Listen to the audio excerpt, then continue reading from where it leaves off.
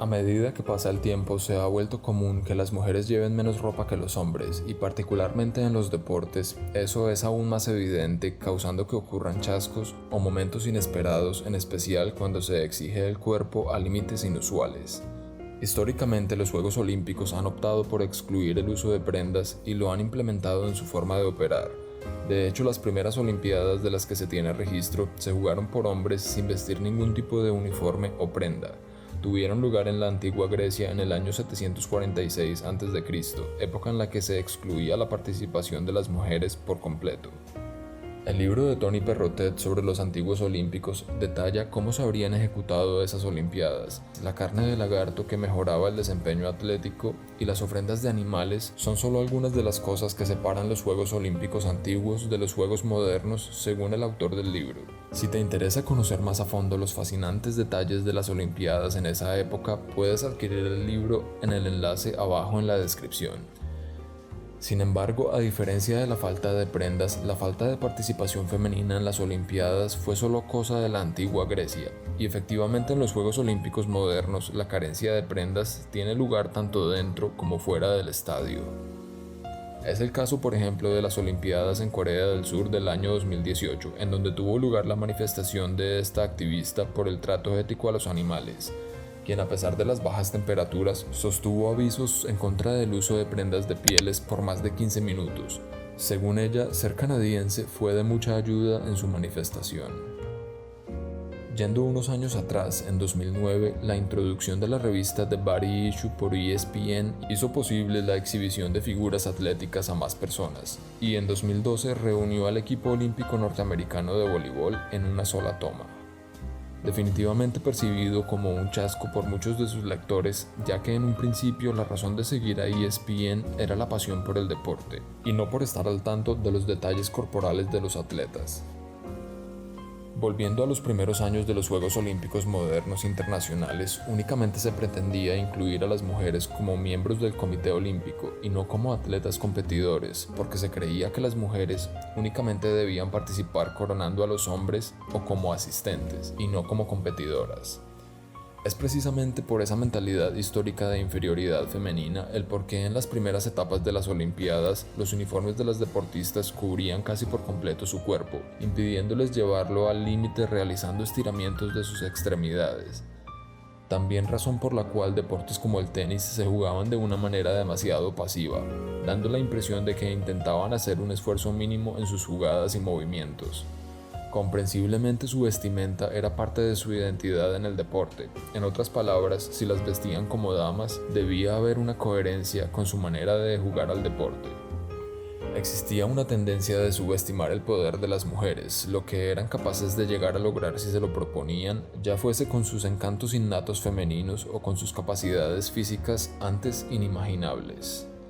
Todo eso llevó a la evolución de las prendas que visten, para hacerlas más atractivas a los hombres, hasta el punto de llegar a alcanzar la menor cobertura posible, como también la desconfianza que tiene lugar el solo hecho de pensar que un atleta y su equipo olímpico podrían hacer creer al mundo y convencer al Comité Internacional de que pertenecen al género femenino cuando en verdad no son mujeres naturalmente. Por esa razón, el Comité Olímpico Internacional introdujo las pruebas de género por primera vez en los Juegos Olímpicos de 1968 para los Juegos de Invierno de Grenoble en Francia, forzando a las mujeres a comprobar que en realidad lo eran, presentándose detrás de cámaras sin prendas ante doctores encargados de verificar que en realidad se trataba de mujeres antes de ser aprobadas para competir en su género. Las pruebas de género obligatorias fueron detenidas oficialmente por el Comité Olímpico Internacional en 1999, aunque puede haber una evaluación de atletas individuales si existe alguna duda con respecto a su identidad de género. Uno de los ejemplos más recientes de verificación de género es el caso del atleta de Sudáfrica Caster Semenya, quien tuvo que someterse a pruebas de verificación después de ganar el Campeonato Mundial de 2009 en su primera competencia internacional. Después de un periodo de casi un año fuera de competencia, finalmente fue autorizada para competir en Londres 2012, donde ganó una medalla de plata en los 800 metros femeninos. La incorporación de deportes modernos a las Olimpiadas, como el waterpolo, ha hecho posible que en ocasiones ese proceso de verificación de género se le facilite en gran medida al Comité Olímpico, en especial cuando los encuentros entre rivales se vuelven intensos y ocurren verdaderos chascos deportivos que los espectadores no se esperaban, ya que se entiende por defecto que gran parte del público acude netamente para presenciar el deporte y no para otro tipo de espectáculos. Aún así, particularmente en el waterpolo, se le ha facilitado a los deportistas de alguna manera forzar este tipo de escenas en las que se evidencia el género de algunas competidoras, porque a diferencia de deportes como el fútbol, en donde todo el tiempo están en evidencia frente a las cámaras, en el waterpolo pueden intentar forcejeos desapercibidos con el oponente bajo el agua que van en contra de las reglas, como jalar sus prendas para desestabilizarlos, de alguna manera facilitándole el trabajo de verificación de género al Comité Olímpico. Otro chasco olímpico que causó furor en redes sociales como Twitter fue la manera en cómo presentaron a los clavadistas en Río 2016, con usuarios opinando que no contentos con que los Speedos de los deportistas ya dejaban poco a la imaginación, se atrevieron a situar las barras informativas o marcadores en la pantalla, de manera que pareciera que se encontraban como la vida los trajo al mundo. En 1894 los Juegos Olímpicos fueron refundados durante un congreso en la Sorbona de París como un himno a la virilidad, una unión de fuerza y cerebro de la que se suponía que solo los hombres eran capaces. Por tanto, no había necesidad de excluir formalmente a las deportistas femeninas, porque su ausencia se daba por sentado, un acto que de por sí representaría un total fiasco en nuestra sociedad moderna. No se pensaba en ellas porque eran impensables. Los primeros juegos se celebraron en 1896 sin mujeres, ni siquiera se contemplaban. Era inimaginable el hecho de que una mujer pudiera resistir las exigentes pruebas que incluso se dudaba los hombres pudieran completar. Después de todo, se trataba del renacimiento de los Juegos Olímpicos, de los que no se tenía un claro precedente de desempeño atlético. La relación oficial entre el género femenino y los Juegos Olímpicos no se aprobó sino hasta el año 1900 en los Juegos Olímpicos de París, año en el que se empezó a permitir la participación de las mujeres, aunque años atrás, en los primeros Juegos Olímpicos modernos de Atenas 1986, de manera no oficial, la atleta Stamata Reviti corrió la maratón de 40 kilómetros por sus propios medios, desafortunadamente sin ser tenida en cuenta en el registro oficial a pesar de haberse notificado su partida y llegada al estadio Panathinaikos después de 5 horas y media de maratón. Luego, en los Juegos de París de 1900, por primera vez se incluyeron a 22 mujeres de países como Francia, Bélgica, Italia y Rusia, de un total de 997 participantes, cada género compitiendo por separado. La tenista británica Charlotte Cooper fue la primera mujer en ganar una medalla de oro. Sin embargo, la participación de mujeres se limitó a los llamados deportes femeninos, antiguas actividades de ocio de la aristocracia, como tenis, vela, croquet, equitación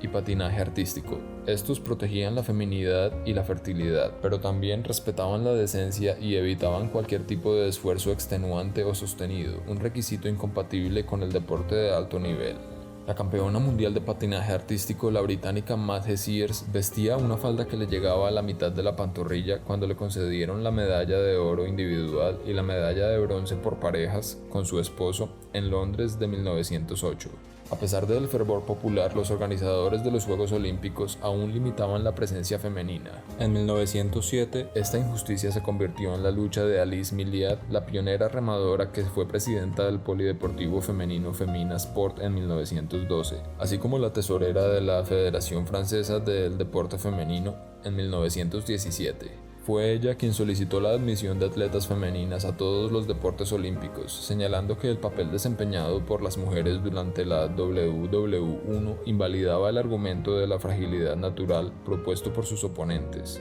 En 1919, el Comité Olímpico Internacional, que estaba integrado en su totalidad por hombres, rechazó la feminización de los eventos más importantes del atletismo durante los Juegos de Amberes. Ese año la prensa transmitió menos furor por la medalla de oro ganada por la patinadora Magda Julin que por el vestido largo de terciopelo negro adornado con un cuello blanco. Sin embargo, surgieron figuras importantes como la francesa Suzanne Lenglen, a quien apodaron la diva del tenis.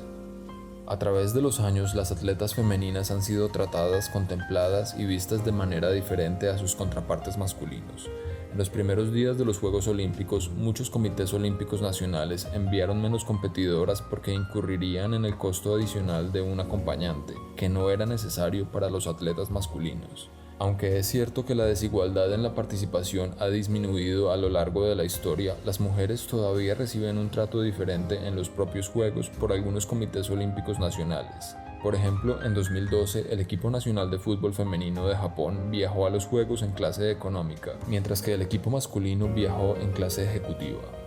Aún después de ser aceptadas en los Olímpicos desde un comienzo, la cobertura y la inclusión en los deportes de equipos femeninos en las Olimpiadas han sido limitadas. Se ha evidenciado que es más probable que los comentaristas se refieran a las atletas femeninas utilizando terminología no deportiva en comparación con los hombres.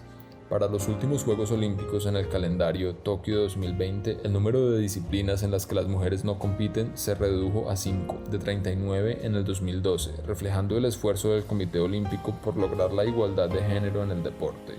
Un estudio de 2016 publicado por Cambridge University Press encontró que las mujeres tenían más probabilidades de ser descritas utilizando características físicas de edad, estado civil y estética en contraste con los hombres, en lugar de adjetivos y descripciones relacionadas con el deporte. El mismo estudio encontró que también era más probable que se hiciera referencia a las mujeres en los comentarios como chicas que a los hombres como chicos. Esta inconsistencia en la calidad de la cobertura de los deportes olímpicos femeninos se ha atribuido al hecho de que el 90% de los periodistas deportivos son hombres.